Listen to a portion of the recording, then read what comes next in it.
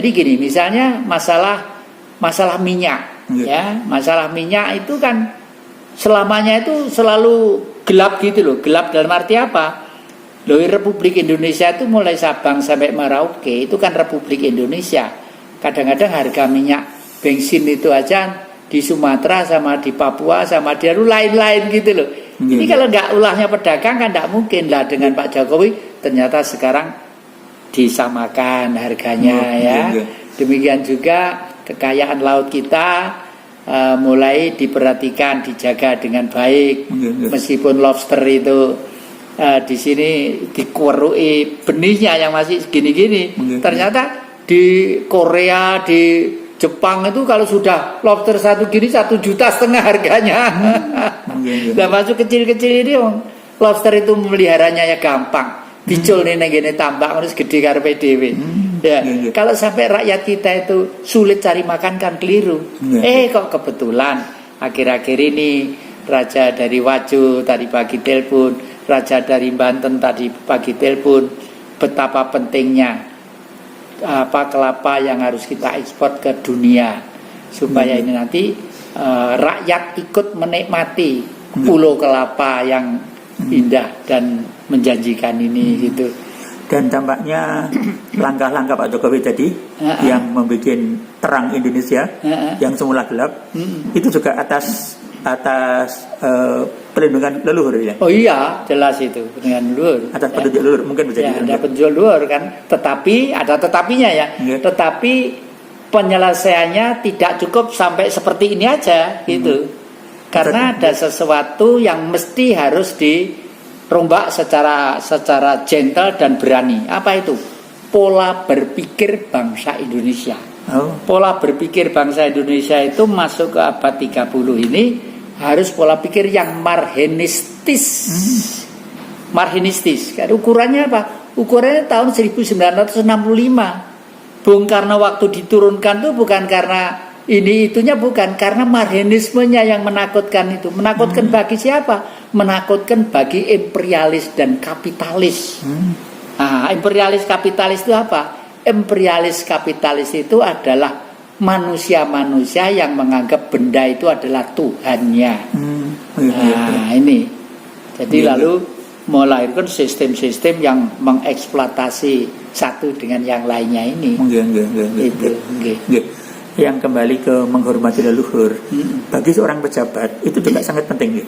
Oh iya, penting. Bisa dijelaskan ya. Pejabat-pejabat penting. Jadi saya lihat misalnya di Kota Malang ini, Mojokerto, Kota Malang, yang dimana saya akhir-akhir ini keliling lah, itu aktif ya. Tempat-tempat leluhur itu pintu masuknya mulai dibangun sebagai siarah leluhur ya Genggribik, lalu di mana di Singosari mulai diperindah lah. Itu secara tidak langsung kan membangkitkan ekonomi, menanamkan rasa nasionalisme dan mengarahkan kepada anak cucu cinta terhadap leluhur, hormat dan cinta terhadap leluhur. Itu begitu.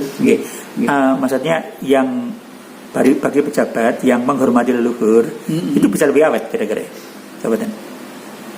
Karena dapat bimbingan barangkali. Kalau bicara awet itu tergantung dari intelektual pikirannya. Bagaimana memanage masyarakat dan memanage wilayah itu. Memanage itu ada kaitannya dengan keuangan, ada kaitannya dengan budaya, ada kaitannya dengan ekonomi, ada kaitannya dengan sosial kemasyarakatan, ya. Itu. Tapi mereka yang hormat ke leluhur dengan yang cuek ke leluhur kan beda kira-kira. Beda, masih awet pada yang hormat kepada leluhur.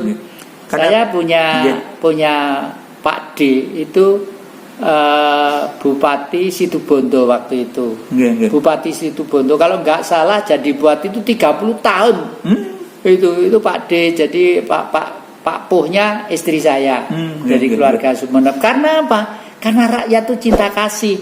Selama dipimpin beliau itu merasa tenang, merasa damai, ya, hidup itu seger gitu lah ya. Itu. Dan beliau sangat menghormati leluhur. Sangat menghormati leluhur, sangat. Dan keluarganya itu bahasanya tata keramanya itu Saya itu kecil di Solo, tapi kalah dengan beliau. Kalau ketemu gitu, ketemu saya itu misalnya ponakan itu, "Ji, Pakku, sepura Pakku, Ji," harus nyembah gitu. Sangat ya, orangnya sangat santun. Waduh, santun banget ya. Sebaliknya pejabat yang cuek, yang tidak menghormati leluhur, nasibnya biasanya gimana? Kalau tidak menghormati leluhur, pejabat itu biasanya terdesak oleh situasi sehingga timbullah intrik-intrik, timbullah sak-sak prasangka, dan timbullah pribadi yang secara tidak langsung meremehkan tugas.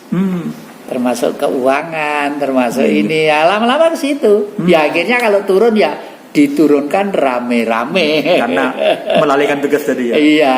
Tapi menurut saya hormat ke leluhur juga bukan hanya untuk pejabat ya, untuk pedagang, pebisnis juga. Semua manusia hormat kepada leluhur itu penting. Semua manusia, apapun, karena ada kaitannya dengan ketentraman batin, ya, ketentraman jiwa dan ketentraman batin. Tukang tambal ban, kalau gemar ke leluhur, lain loh dengan tukang tambal ban yang tidak gemar ke leluhur, pasti lain. Loh. Saya kemarin potong rambut, Pak, karena apa ya? Karena dompet itu minim. Saya potong rambut di pinggir rel sepur itu loh. Sekarang 12.000 potong rambut. Saya tanya sambil ngomong-ngomong itu, "Mas, sama itu dari Madura ya?" "Ya." Itu keluarganya umum sama satu kandung berapa? Sekian. Semua apa profesinya? Itu orang Madura itu biasanya pinter-pinter, rajin-rajin, kerja keras gitu. Semua tukang potong ya. Waduh, hebat tukang potong ya. Terus saya pesan gini ya, tapi sampean saya doakan jadi orang kaya ya Mas ya. Tapi dengan catatan, kalau sudah kaya jangan menganggap pintu surga itu di luar negeri. Itu keliru, itu ditipu oleh Amerika. Surga itu di negara kita. Oleh karena itu pintu surga itu mana? Tempat leluhur kita. Penjelasan leluhurnya di mana? Sering-sering kalau dapat uang cukur lebih ya belilah bunga, atau kadang-kadang dibersihkan itu.